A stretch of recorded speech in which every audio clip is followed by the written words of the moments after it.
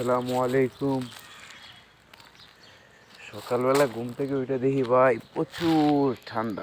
ঠান্ডার কোনো শেষ নাই।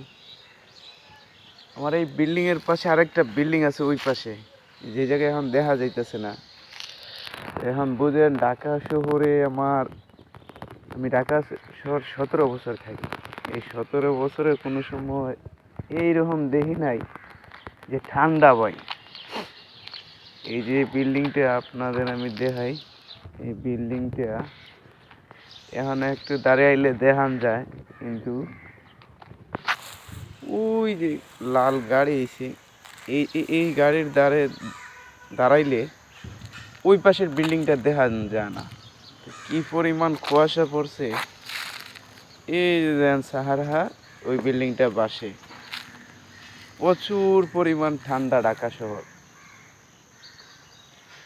তো বাংলাদেশের এবার সব জায়গায় কম বেশি ঠান্ডা বেশি পড়ছে, তবে ঢাকা শহরে একটু খুব বেশি এবার ঠান্ডা লাগে। সকালবেলা ঠান্ডা খুব বেশি ঠান্ডা, যার কোনো বিবরণ করা যায় না। ঠান্ডা খুব বেশি। সবাই ভালো থাকবেন, দোয়া করবেন, ঠান্ডার থেকে দূরে থাকবেন, শীতের জামা কাপড় বেশি করে পরিধান করবেন। আসসালামু আলাইকুম।